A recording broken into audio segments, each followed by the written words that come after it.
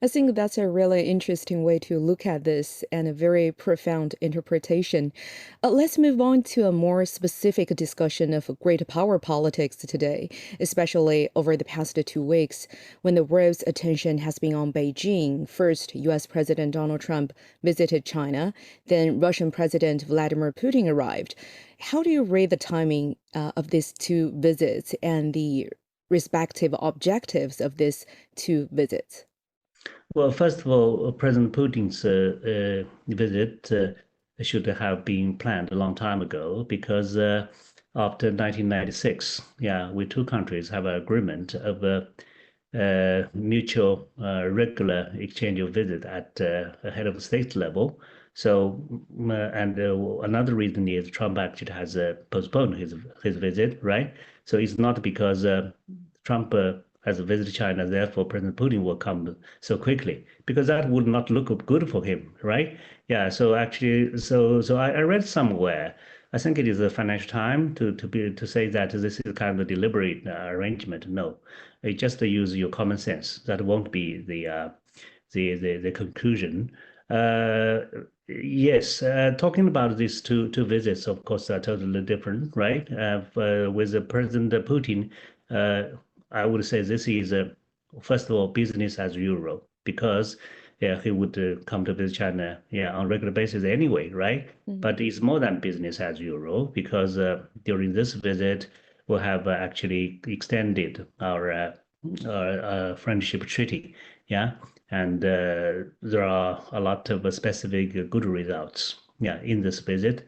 But what is interesting is about Trump's visits because I have been following what people have written about Trump's visit in the West.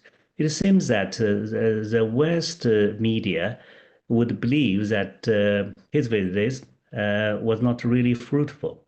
Uh, that is surprising to me, you see. Even if we have just made a one agreement of buying 200 Boeings, isn't that a great achievement for any visiting president, right? Indeed. Any president would just make a visit for another country buying 200 Boeing aircraft, right?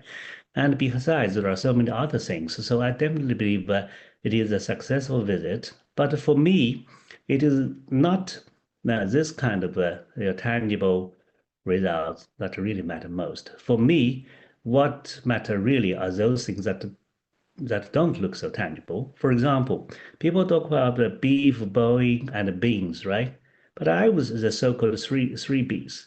But I would believe that the two other Bs would be more important, Mhm. such as a board of investment, board of trade, because I would hope, at least hope, with this two organization institutionalized, there won't be such a absurd yeah, tariff war of increasing tariff on China to the extent of 145. That's insane, right?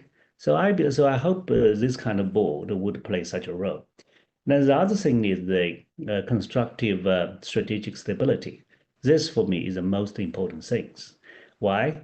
Because no matter how abstract it looks like, you just use your common sense to consider.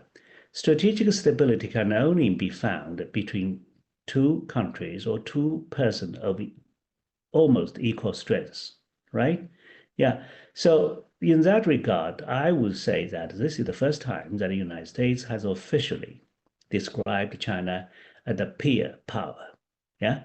In the past, they have described China as a peer competitor, pacing threat. Yeah. And that doesn't look good or sound good. But this time, there is a kind of balance. And how could we have such balance? Because Chinese people, under the leadership of Chinese government, have earned it, at least in the last 9 years. Yeah, because this description of China being a strategic competitor came in 2017 at first Trump's administration. But that caught us everybody yeah by big surprise, right? Because China has always talked about kind of partnership with the United States. How come we all of a sudden uh, have become a strategic competitor? I believe I know the reason. The reason is precisely as you have mentioned, the United States has been hoping that one day you will change.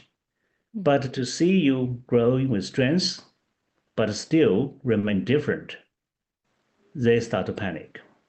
Yes, they start to feel uncomfortable, and eventually this kind of anger and frustration, erupted like a domino volcano.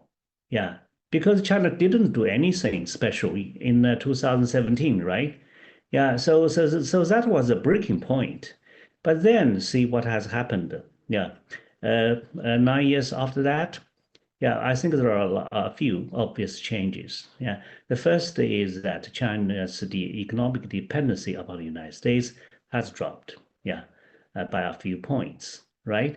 And China's export to the United States has also dropped. And then in the tariff war, which I would believe is really something serious, because I would say it is almost like a war launched by the United States against China, short of the military means. And in a way, China is fighting against the United States on behalf of the whole world, because it's not only China that is suffering, yeah, from this kind of tariff war. So China is fighting in a way on behalf of the rest of the world. And okay, I do not want to repeat the details, which everybody know. Would just come to the conclusion, but everybody can see China is not the one who blinked first, right? And then, of course, then there are the two wars, yeah, that have been going on, and nobody understands why Trump would launch a war against Iran, and it remains to see how he can muddle through, right? But he has asked China for help, yeah, and President Trump even said China did something, yeah. So I hope China can continue, yeah, to mediate in this crisis because it is also in our interest, yeah, not only because Iran's oil uh, is sold to China, but also because the Strait of Hormuz, yeah, has to be reopened, even according to international law, according to Iran's interest, according to American interest.